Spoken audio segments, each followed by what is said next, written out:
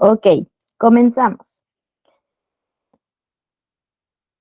Recordemos que en la sesión pasada comenzamos con una asignatura llamada socioeconomía y hoy vamos a continuar con esa asignatura y con otros temas que también nos ayudan a entender de qué trata esta asignatura. Vamos a recordar un poquito acerca de lo que hablamos en la clase anterior.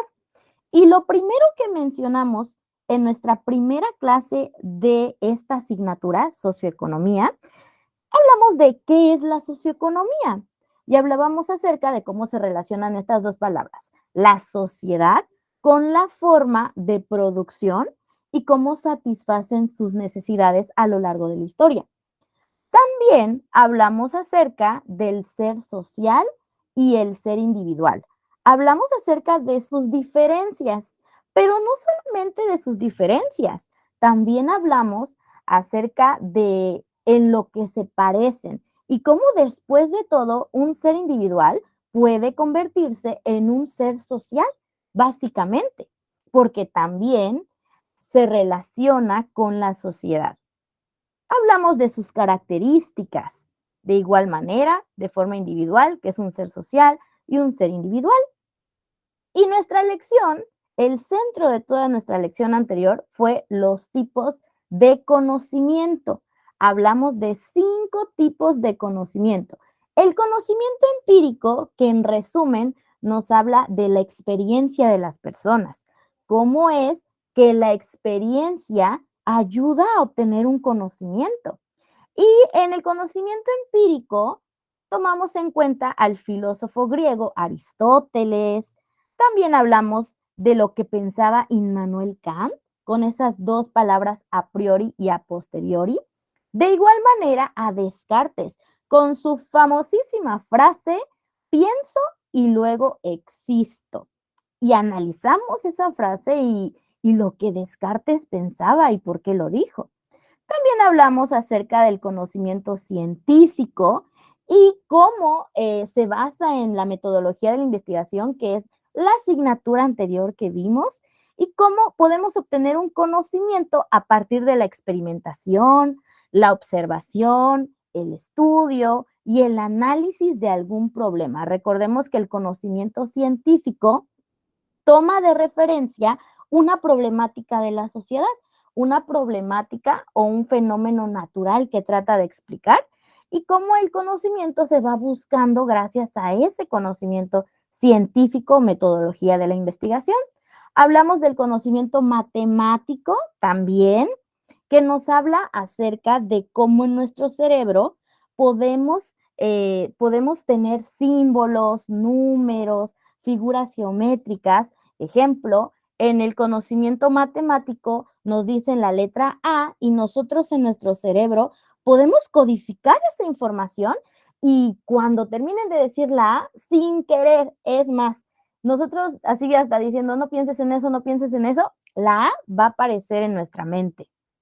Y bueno, vimos un ejemplo, analizamos un ejemplo de cómo el conocimiento matemático se basa en la lógica de las personas y al resolver un problema tenemos que aprender a codificar primero todos esos símbolos para poder encontrar un resultado a algo.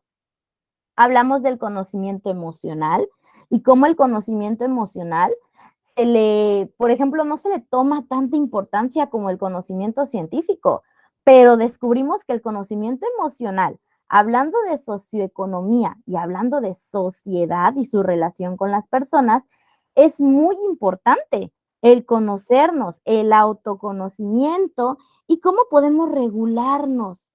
De esa manera podemos compartir experiencias, valores, costumbres con las demás personas. Y por último, hablamos del conocimiento doctrinal, en la que aprendíamos una palabra, crítica, pero no el tipo de crítica que tal vez vendría fácilmente a nuestra mente acerca de, no, cuando hablamos de crítica, luego pensamos de hablar mal de alguien. No ese tipo de crítica. Estamos hablando de la crítica que podemos hacer al decir, bueno, A mí ya me dieron esa información, pero yo puedo discernir, yo puedo decir, ok, estoy de acuerdo o no, no me convence tanto, y yo mismo encontrar mi propio conocimiento, como investigando. Recordemos acerca de que siempre vamos a encontrar las guías, pero al final el conocimiento es mío y yo voy a encontrar la respuesta a mis problemáticas. ¿Ok? Y bueno, este es como una pequeña introducción, un pequeño recordatorio, una retroalimentación de lo que hablamos la clase anterior. Ahora sí, vamos a hablar de nuestro tema del día de hoy. Y hoy vamos a hablar de interpretaciones científicas de la realidad social. Es decir, vamos a hablar acerca de cómo analizan a la sociedad algunos autores, algunos filósofos y algunos sociólogos, como en 4 diferentes interpretaciones. La primera interpretación de cómo se maneja la sociedad es el materialismo histórico. Muy interesante, ¿eh? Ahorita vamos a analizarlo. De igual manera, vamos a hablar del estructural funcionalismo. La tercera interpretación es la teoría comprensiva y por último, la teoría crítica. Cada una tiene mucho de qué hablar y básicamente ese es nuestro tema del día de hoy. El propósito es poder analizar a profundidad cada una de estas interpretaciones. Entonces, vamos a arrancar con este tema. La primera interpretación es el materialismo histórico. Y lo primero que vamos a mencionar es al filósofo Karl Marx. Él fue un alemán que nos habló acerca de cómo toda la sociedad se basa en bienes y servicios. Nos decía Karl Marx, a ver, la sociedad se basa en cómo satisfacen sus necesidades. Él mencionaba mucho las sociedades capitalistas. Y una sociedad capitalista, en resumen, nos habla acerca de cómo se obtiene algo con ayuda de algún trabajo. Él afirmaba que la manera en la que las personas pueden satisfacer esas necesidades materiales, ¿qué necesidad material tenemos? Por ejemplo, la ropa, los muebles, el carro, la casa. ¿Cómo es que las personas satisfacen sus necesidades materiales? Determina la forma en la que se relacionan con los demás. O sea, aquí niega por completo las ideas, niega por completo los valores, es más, niega por completo la forma en la que yo puedo encontrar un amigo por coincidir en gustos. No, él hablaba que la sociedad se basa en cómo puede obtener un producto y un servicio. También menciona el materialismo histórico que toda transformación social viene por 2 factores esenciales. Primero, quiero mencionarles qué significa transformación social. Y cuando hablamos de una transformación social, estamos hablando de la evolución y los ajustes que va teniendo la sociedad a lo largo de la historia. Y claro que la sociedad cambia, ¿eh? Hace 20 años, la sociedad no era igual a la que conocemos ahora. La moda cambia, los tipos de música cambian, es clarísimo. Hace mucho tiempo, ¿no? Puedo ponerles de ejemplo, cuando platico con mi papá me hablaba que antes en las fiestas en las que él era pues, joven, el tipo de música que estaba de moda era, por ejemplo, el rock, ¿no? Hubo un tiempo en los años por ahí, 60s, 70s, en las que la moda era el rock, la disco, y bueno, ahora podemos darnos cuenta que sí, sigue existiendo ese tipo de música, pero si hacemos una encuesta en la que le preguntemos a cada persona cuál es el tipo de música que les gusta, no ganaría el rock, ganaría otro tipo de música. Entonces, igual, podemos analizar la fotografía de una persona de cómo se vestía en los años 60, en los años 70 y cómo se viste a partir de los años 2000. Bueno, podemos hablar de una gran diferencia de modas, de estructuras de pensamiento, etcétera. Entonces, en el materialismo histórico hablamos de que la sociedad se transforma, claro, y además en 10 años Lo que conocemos como moda ahora en 10 años no lo va a ser también. Y es importante que también mencionemos que cuáles son esos dos factores, ¿no? Los modos de producción, cómo se produce los bienes y servicios y sobre todo la lucha de clases. La lucha de clases, cuando hablamos de clases, estamos hablando de la clase alta, la clase media y la clase baja, que son las clases que ahora existen, porque hace años tal vez no existía la clase alta, se le llamaba de otra manera. De ejemplo, podríamos llamarle burgueses, nobleza, etcétera, según cómo va cambiando la sociedad. Y también importante mencionar que según la INEGI hay 6 tipos de clases sociales, no hay 3. Y según la fuente en la que encontremos, podemos encontrar intermedios, 6, 3, pero básicamente se basa en lo mismo. Aquí el tercer punto nos dice que el resultado de la historia depende de la actividad económica de la sociedad. Y vamos a hacer un pequeño recuento en la historia de México. Vamos a recordar un poco la historia de México, porque este punto es muy importante. Aquí nos dice el materialismo histórico, la sociedad, lo que somos ahora, la historia, se basó meramente en algo económico. Y si nos ponemos a analizar la historia de México, como mencionaba, podemos encontrar que, pues sí, ¿no? Empecemos con el inicio de todo. ¿Cómo se pobló América? Cómo aquí, después del poblamiento, tuvimos culturas mesoamericanas, la llegada de los españoles. ¿Cómo es que se transformó de culturas mesoamericanas a Nueva España? Bueno, algo que los movió fue la economía. Llegaron los españoles, descubrieron el territorio, cómo había gran cantidad de carbón, petróleo, oro. ¿Cómo decidieron quedarse?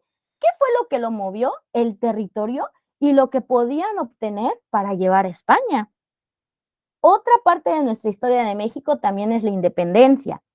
La independencia, fuera de todo lo que nos dicen también los libros, podemos tomar en cuenta los criollos. Los criollos que fueron uno de los, aparte de la pelea de los indígenas contra los españoles, también estaban los criollos. Y los criollos que fueron hijos de españoles nacidos en la Nueva España. ¿Y cuál fue el fin de los criollos? ¿Simplemente luchar porque los indígenas se libraran del dominio español? Pues no, la historia nos dice que los criollos no podían tener un cargo político. Precisamente ellos querían un cargo político, porque aquí en la Nueva España quienes controlaban todo eran los españoles. Y un criollo, a pesar de que sus padres eran españoles, no podía tener un cargo político. Ellos peleaban por ese cargo político y el estatus económico que querían tener. Y si así vamos avanzando a lo largo de nuestra historia de México, podemos llegar al porfiriato, a la revolución, y cada uno podemos tomarle una base económica. Precisamente las transformaciones que ha tenido nuestro querido México siempre ha terminado en un nuevo presidente, una nueva constitución, una nueva ideología. Entonces, el materialismo histórico por eso toma de base eso. Para garantizar su supervivencia, sabemos que el ser humano busca sobrevivir. ¿Y cómo sobrevive? Por el trabajo. Vamos a analizar un poco esto. Y es verdad, ¿no? Por ejemplo, nosotros nos encontramos aquí. Yo les estoy, por ejemplo, hablando del materialismo histórico. Ustedes, por ejemplo, están tomando la clase, pero ¿cómo es que sobrevivimos? Sabemos que para sobrevivir necesitamos comer, ¿no? Necesitamos tomar agua. Para sobrevivir, pues necesitamos luz eléctrica, ¿no? Si no, imagínense, no podríamos tener ahí el refrigerador conectado, nuestra comida se echaría a perder, etcétera. ¿Y cómo sobrevivimos con el trabajo? Todos aquí necesitamos de ese trabajo. Aquí, por ejemplo, pueden haber personas, algunos de ustedes, que tengan un trabajo, ¿no? De ahí sale la economía. Y los que no trabajan, por ejemplo, es porque tal vez sus padres todavía son los que tienen que trabajar. Pero después de todo, no podemos obtener nada si no es con el trabajo. Entonces, el materialismo histórico se enfoca mucho en que básicamente nuestras relaciones sociales son por medio de cómo producimos algo y cómo luchamos por sobrevivir en este mundo. Ese es el materialismo histórico. Y el materialismo histórico nos habla acerca de los modos de producción, cómo a lo largo de la historia, desde lo primitivo hasta el socialismo, siempre busca producir algo. Cuando hablamos de producir algo, estamos hablando de todo lo que satisfaga una necesidad. Lo primero es la comunidad primitiva. Hace muchísimos años, cuando no existía ni siquiera la luz eléctrica, cuando apenas estaban los nómadas, los sedentarios, la comunidad primitiva sí buscaba un medio de producción, pero ¿qué era lo que buscaban producir? Simplemente alimento y ropa. ¿Para qué? Para cubrirse del frío, pero eso lo podían obtener hasta de la piel de los animales. Aquí no existía clases sociales. Aquí básicamente todos podían obtener lo mismo. Para que puedan obtener alimento, tenían que ir a cazar. Para que pudieran obtener vestido, tenían que buscar la forma de cómo, pues tal vez matar al animal, quitarle la piel y podérselo poner para sobrevivir. Aquí todo era propiedad del pueblo. Aquí no existía un dueño de algo. Todos podían ser dueños de lo que tomaban, porque no había la propiedad privada. A partir del esclavismo, podemos hablar de una propiedad privada, y es cuando comenzamos a ver la lucha de territorios, cuando ya se fueron creando las comunidades, cuando ya podemos hablar de las polis, y cómo empezó el esclavismo, cómo atacaban un lugar. ¿Y qué obtenían de ahí? Tomaban el territorio y las personas se convertían en esclavos. Aquí teníamos un amo, que era el dueño de la propiedad privada, y el esclavo, que se dedicaba a producir todo lo que iba a disfrutar el amo, todo lo que iba a disfrutar el amo. ¿Quién trabajaba? ¿Quién obtenía esa producción? Pues el esclavo. Seguimos con el feudalismo. En el feudalismo podemos encontrar cómo el señor feudal, así se le llamaba en ese entonces, el señor feudal tenía a sus siervos, a quienes trabajaban por él. El señor feudal era el dueño de una propiedad privada. Imaginémonos grandes territorios y a cada uno de sus siervos les entregaba un pedazo de tierra. Y nosotros ahorita pensaríamos, ay, qué padre, qué buena onda, ¿no? Pero no, se lo daba para trabajar. Entonces, el siervo tenía que trabajar, tenía que producir y entregarle todo al señor feudal. ¿Y qué era lo que le quedaba al que producía? Pues simplemente su alimento. ¿Y por qué lo hacía? Precisamente porque el señor feudal le daba protección. Cuando se llegaba a los ataques, las batallas entre territorio y territorio, el señor feudal le podía dar esa protección. Entonces, las personas seguíamos hablando de una propiedad privada y cómo eran los campesinos quienes seguían con esa producción.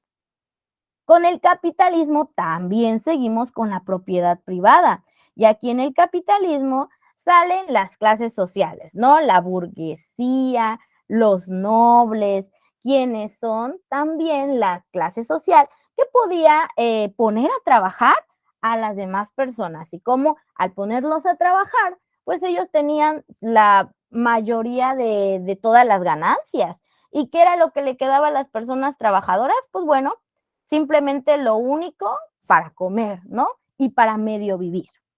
Llegamos al socialismo y fíjense que el socialismo ya cambia, porque aquí ya no hay propiedad privada. En el socialismo todo es propiedad del Estado, pero al ser propiedad del Estado, termina siendo de nosotros. De hecho, nosotros estamos en un sistema de gobierno republicano, que es básicamente socialista. ¿Por qué socialista? Porque utiliza la democracia. Después de todo, nosotros podríamos decir, no, es que yo no tengo ni casa propia, pero pues básicamente al ser propiedad del Estado es también tuyo. y tú le estás dando el poder al momento de votar a algún gobernante de que maneje tus propiedades, porque es tuyo. Sabemos que si nosotros somos mexicanos, desde el artículo 1 de nuestra Constitución, nos dice que todos somos dueños de, por ejemplo, los territorios.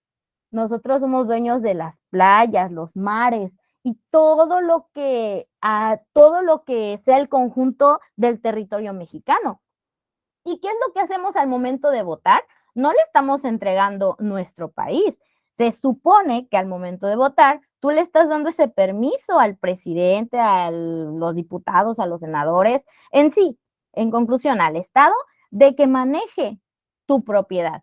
Entonces, aquí estamos hablando de que es propiedad del Estado, pero tú le estás dando el poder de que manejen tus propiedades. Por eso es un socialismo. Después de todo, las personas eligen a sus gobernantes. Ahora vamos a hablar acerca del estructural funcionalismo y es muy diferente al materialismo histórico, porque en el estructural funcionalismo hablamos de que hay un estrato.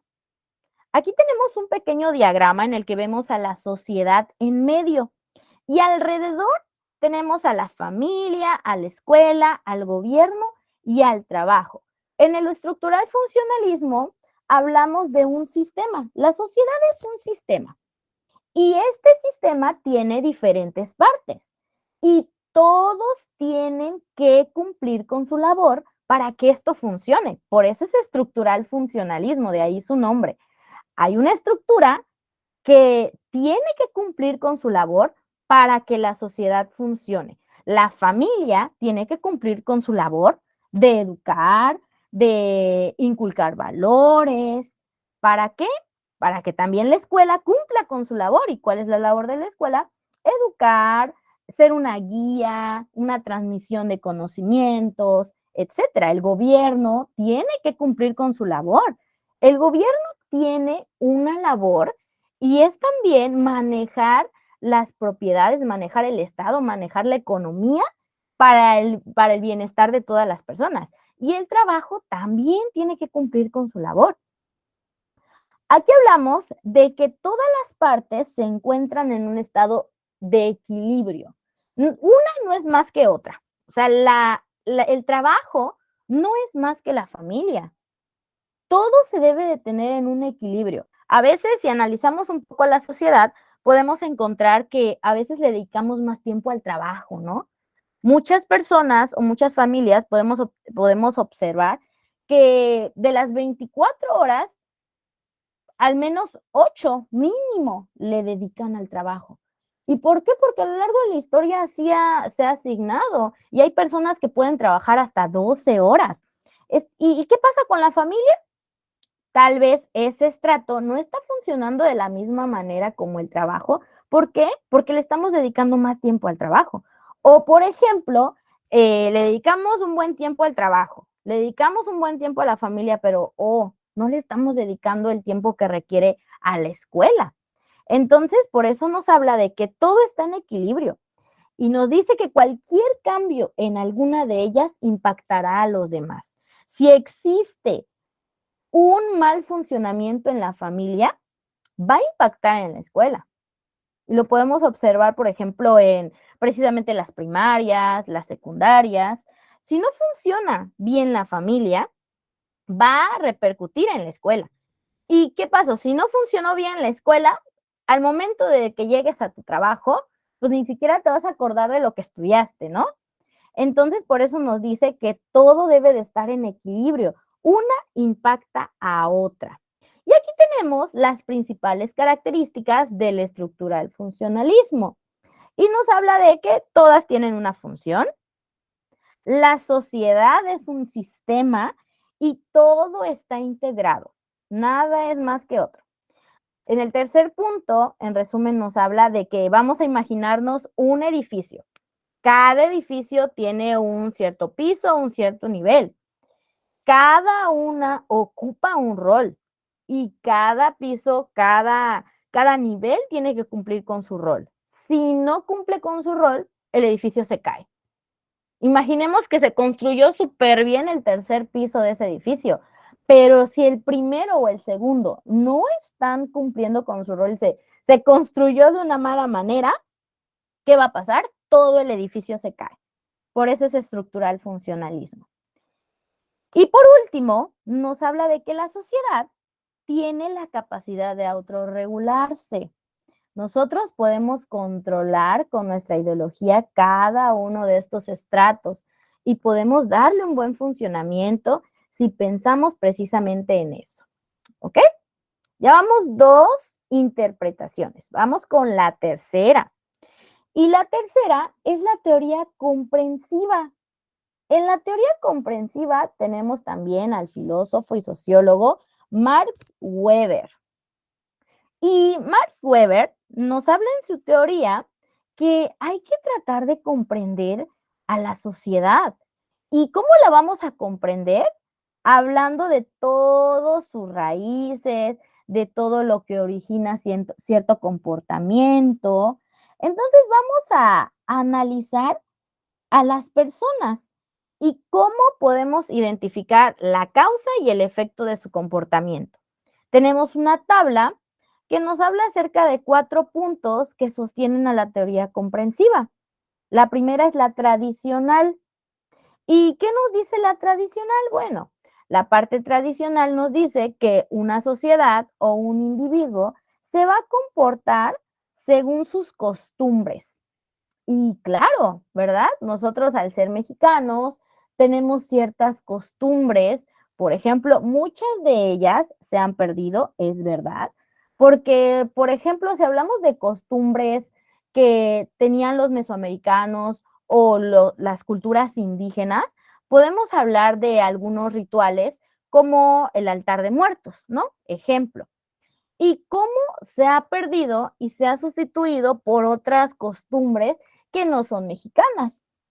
¿Alguien me puede decir un ejemplo de alguna costumbre o alguna celebración que no sea mexicana y que los mexicanos lo celebran? Hay una muy cercana al Día de Muertos. ¿Puede ser la Navidad? La Navidad, claro. La Navidad, por ejemplo, no era de las culturas mesoamericanas. La Navidad llegó con los españoles. Al momento en el que llegaron los españoles y pelearon con los mexicas y derrumbaron a la gran Tenochtitlan, trajeron a evangelizar.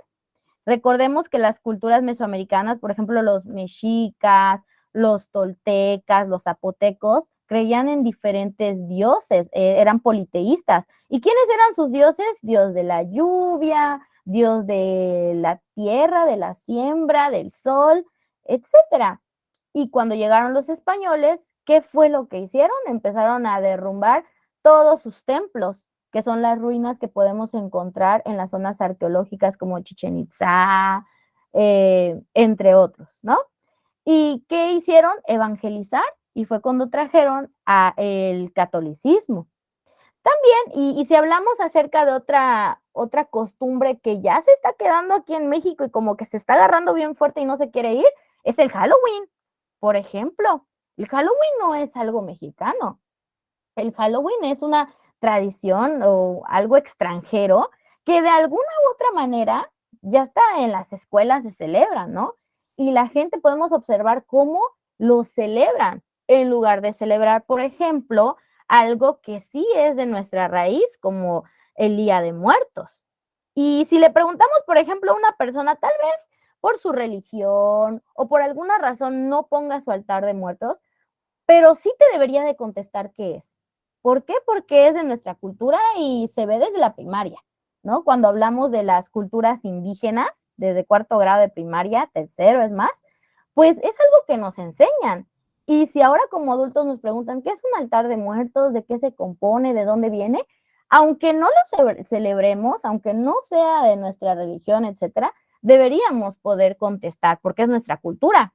Imagínense cómo llegan los extranjeros y que te pregunten, oye, ¿y cómo se llama el dios maya? Ese que baja de la pirámide ahí en Chichen Itza, ¿cómo se llama? Y te pregunta y tú te quedes con cara de, y vives aquí. Y digo de los mayas porque estamos en territorio maya. Bueno, yo me encuentro en territorio maya, que es Cancún, ¿no? Quintana Roo, que se encontraba en toda la península de Yucatán y se queden así como de, ¿quién será? Y no sepan contestar, qué vergüenza, ¿no? Entonces, son ese tipo de cosas que nos ayuda a analizar la teoría comprensiva, que la gente debe de tener un origen, una tradición. La parte afectiva, también regresamos a las emociones, que son parte importante de una sociedad, y cómo a veces la reacción emocional es un acto no pensado. Justamente lo que decíamos, ¿no? Cuando no nos autorregulamos, cuando al momento de actuar no pensamos acerca de nuestras emociones y simplemente actuamos como los animales, simplemente por instinto, ¿no? Y no nos podemos a reflexionar que si yo me siento enojado y golpeo la pared, me voy a lastimar. En esos momentos en los que las personas hacen eso, por ejemplo, estamos hablando de que no están teniendo una autorregulación. Si nosotros podemos pensar, debemos de analizar bien lo que estamos haciendo, porque eso no resuelve nada, ¿no? Al momento en el que golpeas una pared porque te sientes enojado, pues básicamente no se resuelve nada y estás actuando por instinto, cosa que solamente hacen los animales, porque los animales no razonan y nosotros sí. Relacional, algo relacional de acuerdo con los valores.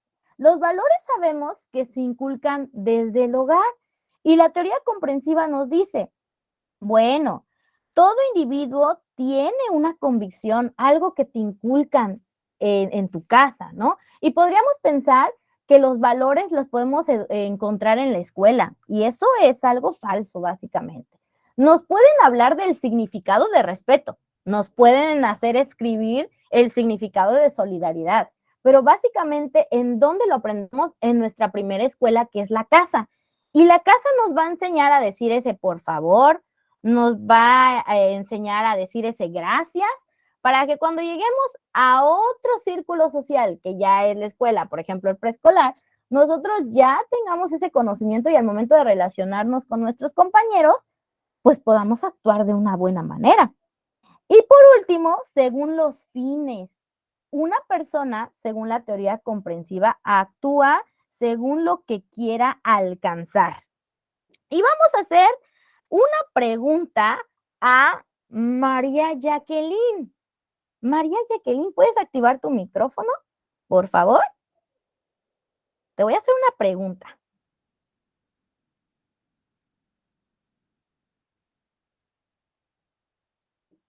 Entonces, bueno, vamos a preguntarle a Sofi Cruz. ¿Te puedo hacer una pregunta, Sofi? Sí. Excelente. A ver, Sofi. La teoría comprensiva nos habla acerca de las personas que guían por su fin. Tú dime, Sofi, si no es indiscreción, ¿cuántos años tienes? Tengo 16. Ah, ok, excelente. Estás muy joven. 16 años. Dime una meta que quieras cumplir a los 20. Eh,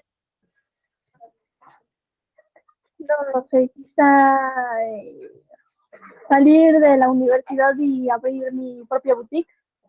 Ay, excelente, muy bien, muy bien. Sophie tiene un fin y ella quiere terminar, lo primero que mencionó fue la universidad, ¿verdad? Y para poder terminar la universidad, primero tiene que terminar la preparatoria, ¿verdad? Entonces, por eso, en este momento está estudiando socioeconomía. Y entonces, pues bueno, ella dice, pero no solamente quiero terminar la universidad, yo quiero mi propia boutique. Excelente. Y para poder cumplir con ese sueño que tiene, con esa meta de tener su propia boutique, tiene que seguir un proceso que empieza precisamente con todas sus acciones. Por eso, aquí en la teoría comprensiva nos dice que todo va de acuerdo al fin. Y si yo les pregunto a cada uno de los que estamos aquí en la clase, ¿cuál es tu fin? Tú me podrías decir, bueno, puede ser, ¿no? Uno de los fines que yo tengo es tener una casota, mi casa propia. Ok, perfectísimo. Pues es una muy buena meta. tener tu casa propia y de esas grandotas. Ahora, ¿qué necesitas para cumplir ese fin? Bueno, como tengo que trabajar y como las casas están caras, entonces tengo que tener un buen empleo. Y para poder tener un buen empleo, tengo que abrir mi propio negocio, tal vez, o tengo que tener un empleo que me genere un muy buen ingreso para poder sostener todos mis gastos. ¿Y qué tengo que hacer? Bueno, tengo que estudiar, tengo que prepararme, tal vez ponerme a pensar en un negocio, ¿por qué no? Entonces, bueno, quedó claro esta parte, ¿no? Todas las personas se basan en un fin y todo lo que hagan es por algo. Nadie, o no debería haber una persona que simplemente es porque, ay, estoy estudiando porque todos lo estudian. No creo que haya alguna persona aquí que tenga ese pensamiento, ¿no? O existe una persona que diga, ¿y por qué estás estudiando la prepa? Ah, pues porque todo el mundo lo hace. O, ¿y por qué estás trabajando? No, pues porque todo el mundo lo hace. O sea, pues no, ¿verdad? Porque todos queremos conseguir algo con nuestras acciones. Son nuestras metas, nuestros fines. Y por último, tenemos la teoría crítica. Y esta teoría me encanta, ¿eh? Esta teoría de todas es la que más me encanta si les hablo de forma personal. Me encanta esta teoría y me encanta cada vez que platico acerca de la teoría crítica. Me encanta esta teoría. Es de la escuela de Frankfurt. La escuela de Frankfurt fue fundada en 1923 y tiene consigo a muchos autores, que el mencionarlos pues, sería pues, muy complicado, pero en sí básicamente en todas las fuentes la encontramos como escuela de Frankfurt. Y aquí nos habla acerca de que está en contra del marxismo. Entonces, el marxismo, ¿qué fue? Bueno, pues el marxismo nos habla de esa precisamente lucha de clases, de cómo el método científico analiza la sociedad. Y aquí decía la teoría crítica, a ver, ¿por qué el método científico está analizando a la sociedad? Si una persona no puede ser analizada, o sea, no es algo objetivo. Las personas, cada persona tiene un pensamiento diferente y es verdad, ¿eh? Todas las personas que estamos aquí tenemos un pensamiento diferente. Es más, hasta yo puedo hacerles la misma pregunta a todos y cada quien me va a decir su respuesta estructurada de diferente manera. Todos tenemos diferente pensamiento, entonces por eso decía la escuela de Frankfurt, a ver, ¿por qué están analizando a la sociedad con un método científico? O sea, ¿se les hace lógico analizar a las personas con un método científico? ¿Por qué?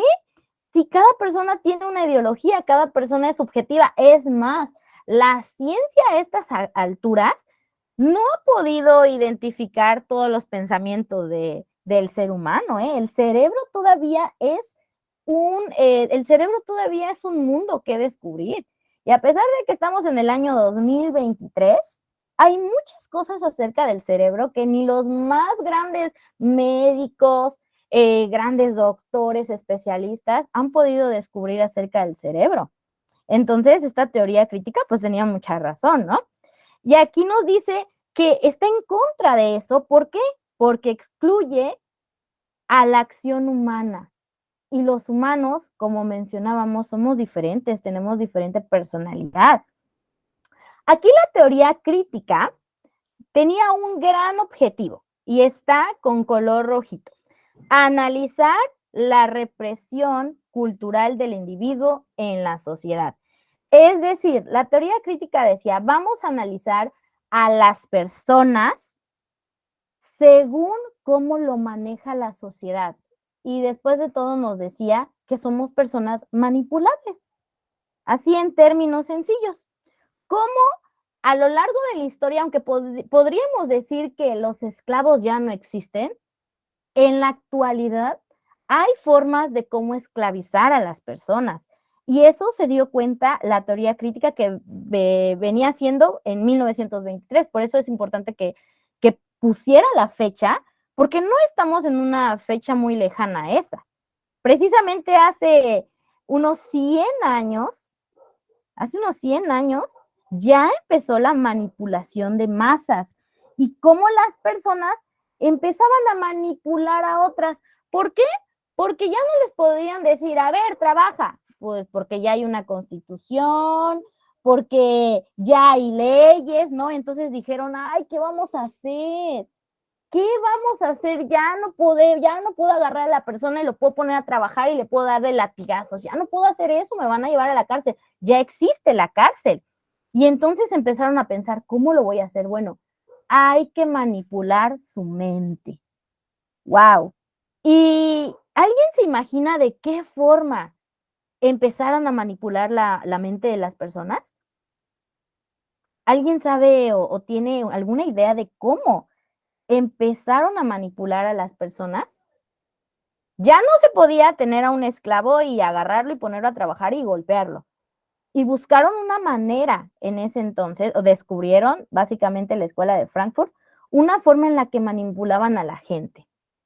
¿Y cómo es esto? Con los medios de comunicación, con la tecnología moderna que aquí está. Fíjense, cómo la tecnología moderna empezó a controlar a todas las personas. ¿Y con qué empezaron? Con la televisión. Precisamente por estas fechas ya estaba ahí la televisión, la idea de la televisión. ¿Por qué? Porque decían, ya no podemos llegar a todas las personas. Ahora, ¿qué vamos a hacer? Tenemos que buscar la manera. ¿Y con qué comenzaron? Con la televisión. Y aquí la sociedad capitalista moderna domina a los individuos. ¿Y cómo las domina?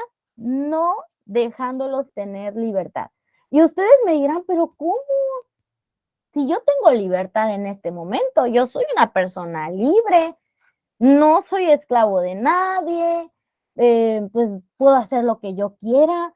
¿Cómo es que esta teoría crítica existe? Pues bueno, chicos, en la actualidad, mucha gente es manipulada con los medios de comunicación. Fíjense, hace unos años, por ejemplo, no años, no sé qué estoy pensando, hace unos meses y recuerdo que hace muy poquito, hubo una noticia acerca de cómo el dólar había bajado, pero drásticamente. ¿Alguno de ustedes sabe como en cuánto anda el dólar ahora? ¿Alguien sabe como en cuánto anda el dólar? Está como el tipo de cambio. Si ustedes van, por ejemplo, a Azteca, ahí donde te cambian los dólares, te pueden dar 17 pesos más o menos. Si tienes mucha suerte, 18. Pero recordemos que hace al menos un año atrás ya había llegado el dólar como a 21 pesos, ¿no? Entonces, si empezamos a analizar y somos de las personas que investigan acerca de la economía y cómo va la bolsa de valores, aunque no seamos economistas, es algo que nos interesa, porque eso habla de cuánto más vamos a trabajar. Y yo recuerdo que mucha gente empezaba a decir, justamente estaba cambiando yo unos dólares y escuchaba a una persona que decía, ay, no puede ser, ¿cómo es que ya estamos en esto? ¿Cómo es que ya bajó tanto el dólar? Y yo me quedé pensando, o sea, ¿de verdad esta persona se está enojando porque le dieron menos el cambio de su dólar? ¿No debería estar como que feliz, no? ¿Por qué? ¿Qué pasa con esas personas que dicen, ay, ¿cómo es que está tan barato el dólar? No puede ser posible. Pues créanme que según la bolsa, si estamos hablando de la bolsa de valores y el peso mexicano, estamos hablando de que después de todo es algo positivo, porque al momento en el que lleguen los extranjeros, nuestro peso tiene más valor. Entonces, en la manipulación de masas, no tomamos en cuenta las cosas que realmente importan. Nos basamos, por ejemplo, en las redes sociales, que son quienes nos empiezan a meter cosas en la cabeza para olvidarnos de las cosas que son importantes. El resultado de esto es una sociedad que pierde la capacidad de pensar. Y para esto, pues podemos darnos cuenta que la teoría crítica nos habla de cómo, y ahora ya no existe tanto las personas que vean televisión, ¿eh? Es extraño, ahora ya no es como que en los últimos años ha bajado las audiencias de la televisión. Antes las novelas tenían mucha audiencia. Ahora la gente ya no ve tanto la televisión. Ahora, ¿en qué se meten? En las redes sociales. Y las redes sociales terminan siendo ese medio de entretenimiento de la que nos habla la teoría crítica. ¿Y cuáles son sus características? El control de las masas principalmente.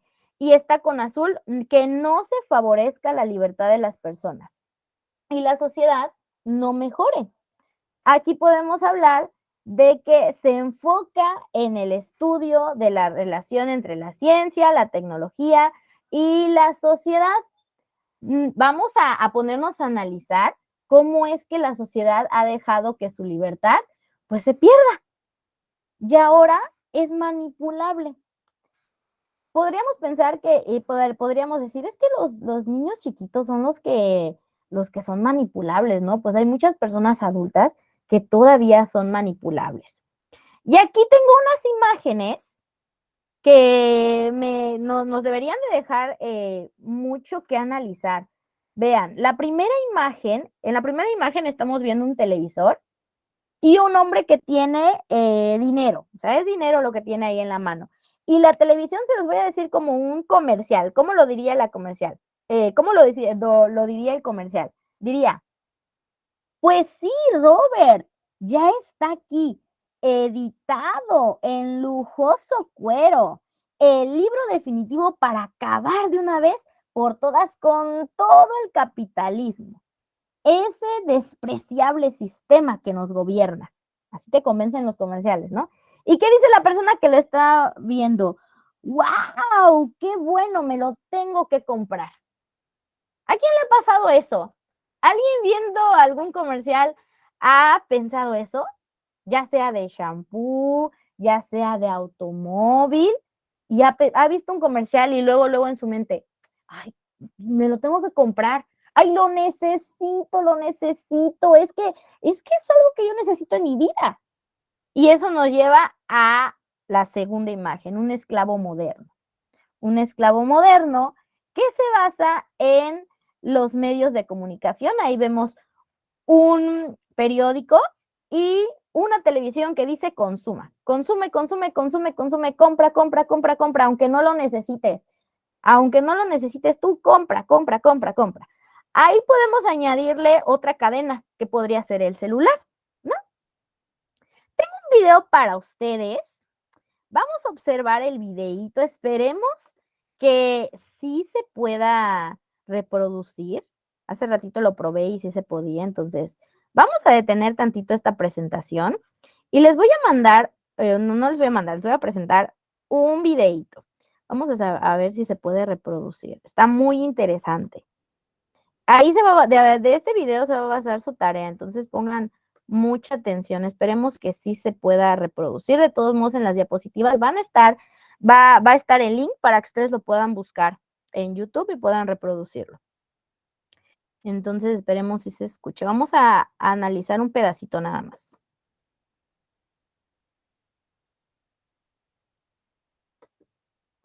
Permítanme.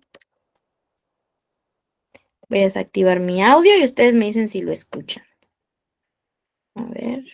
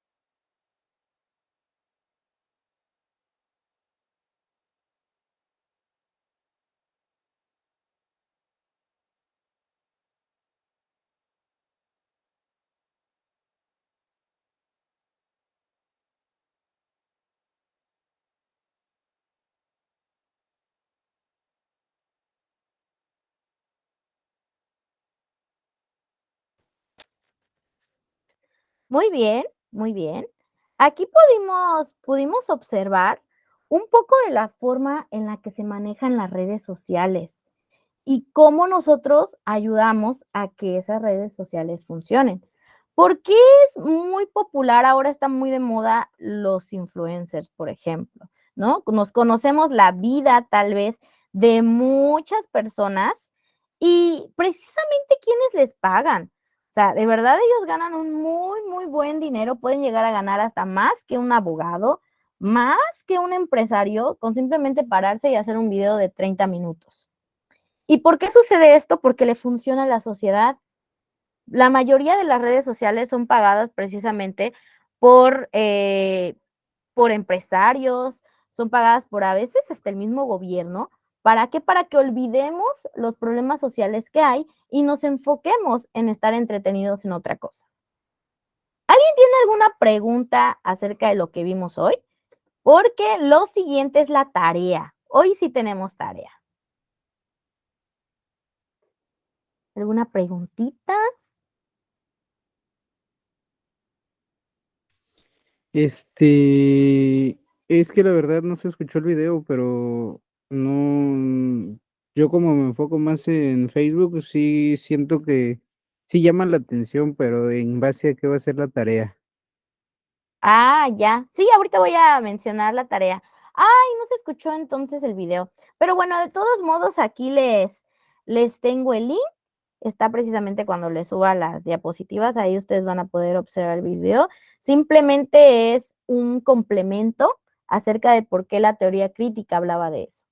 ¿Por qué se enfocó tanto en que las personas son manipulables por las masas y por los medios de comunicación? Entonces, es un complemento a esa teoría. Entonces, vamos a explicar la tarea.